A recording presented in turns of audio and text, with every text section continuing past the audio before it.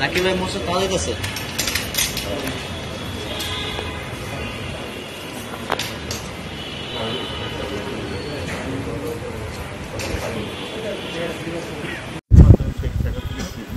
Kidney বিক্রি করেছেন কিনা আপনারা যে অভিযোগটা করেছেন সেটা আমরা তদন্ত করবো এবং কেন সে নিজের ডেথ সার্টিফিকেট নিজেই স্বাক্ষর দিয়ে তৈরি করেছেন, ডাক্তারের স্বাক্ষর কেন নেন নাই সেটা আমরা খুঁজে বের করবো এবং বেশিরভাগ লাশ তিনি দাঁড়াতে দাফন করলেন কেন এবং তিনি দুটি আশ্রমের কথা বলে শত শত মানুষের রাখার কথা বলে সেখানে কোনো লাশ নেই। সব কিছু আমরা তদন্ত করে আমরা পরবর্তী পর্যায়ে আপনাদেরকে জানাবো যে আমরা তার বিরুদ্ধে এই অভিযোগগুলি আমরা পেয়েছি।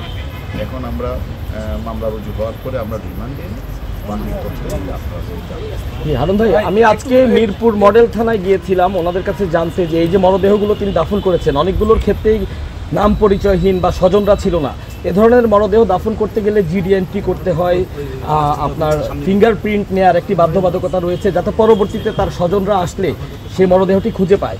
তো মডেল থানায় আমরা গিয়েছিলাম, তারা বলেছেন যে একটি লাশের ক্ষেত্রেও এ ধরনের কোনো আইন তিনি মানেননি, অর্থাৎ তিনি নিজেই একটি আইনের আমরা এই ধরনের বিষয়গুলো মিডিয়াতে আসার কারণেই জনমনে বিভিন্ন প্রশ্নের সম্মুখীনের কারণেই আমরা কিন্তু তাকে গ্রেফতার করেছি।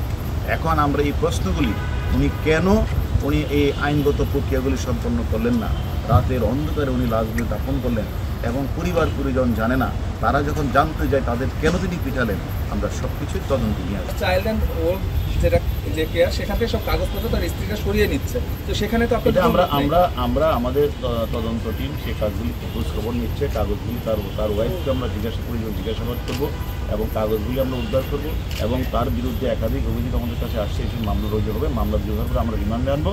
রিমান্ডে আনার পরে আপনারা যতগুলি প্রশ্ন করেছেন আমরাও যে অভিযোগগুলি পেয়েছি সেগুলি পুঙ্খানুপুঙ্খ তদন্ত করা হবে এবং আমি মনে করি সে যদি সত্যিকারভাবে এরকম কাজগুলি করে থাকে জঘন্য অপরাধ, তাকে ছাড় দেওয়া হবে।